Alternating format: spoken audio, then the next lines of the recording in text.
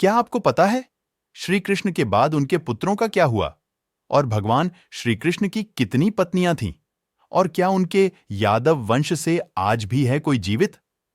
भगवान विष्णु जी ने धरती पर बढ़ रही बुराइयों और लोगों के साथ हो रहे अत्याचारों का अंत करने के लिए समय समय पर मनुष्य रूप में जन्म लिया।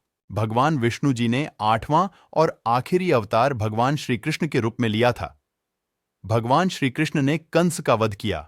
उनके नेतृत्व से महाभारत की दिशा ही बदल गई। जहां पे कौरवों का पलड़ा भारी होते हुए भी महाभारत का युद्ध पांडव जीते थे। तो इस वीडियो में हम भगवान श्री कृष्ण से जुड़ी कुछ ऐसी ही बातों के बारे में बात करेंगे जिनके बारे में शायद ही आपको पता होगा।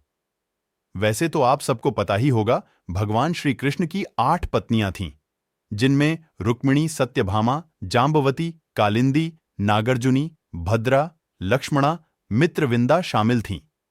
वहीं आपको बता दें कि भगवान श्री कृष्ण को इन 8 पत्नियों से 80 पुत्रों की प्राप्ति हुई थी।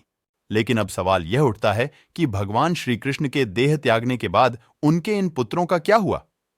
तो आपको इस बारे में हम विस्तार से बताते हैं। जैसा कि आप सभी को पता है कि महाभारत के समय माता गांधारी ने भगवान श्री कृष्ण को श्राप दिया था।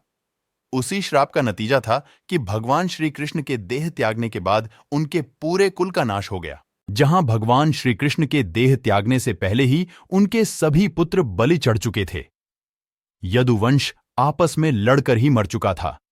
जहां एक तरफ स्वयं गांधारी का दिया हुआ श्राप काम कर रहा था, तो वहीं उनकी दूसरी पत्नी जो कि स्वयं जांबवंती थी, जिनसे उसे साम नामक पुत्र की प्राप्ति हुई थी, जो कि बहुत अन्यायी था, जिससे कि उनके कुल को एक और श्राप मिला था।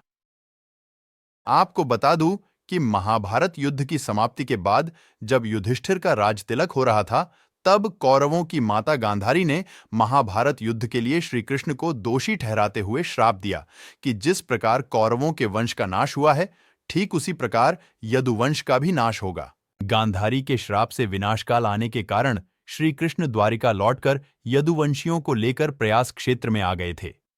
यदुवंशी अपने साथ अन्न भंडार भी ले आए थे। कृष्ण ने ब्राह्मणों को अन्नदान देकर यदुवंशियों को मृत्यु का इंतजार करने का आदेश दिया था। कुछ दिनों बाद महाभारत युद्ध की चर्चा करते हुए सात्यकी और कृतवर्मा में विवाद हो गया। सात्यकी ने गुस्से में आकर कृतवर्मा का सिर काट दिया। इससे उनमें आपसी युद्ध भड़क उठा और वे समूहों में विभाजित होकर एक दूसरे का संहार करने लगे। इस लड़ाई में श्री कृष्ण के पुत्र प्रद्युम्न और मित्र सात्यकी समेत सभी यदुवंशी मारे गए थे। केवल बब्रू और दारुक ही बचे रह गए थे। यदुवंश के नाश के बाद कृष्ण के ज्येष्ठ भाई बलराम समुद्र तट पर बैठ गए और एकाग्रचित्त होकर परमात्मा में लीन हो गए। इस प्रकार शेषनाग के अवतार बलराम जी ने देह त्यागी और स्वधाम लौट गए।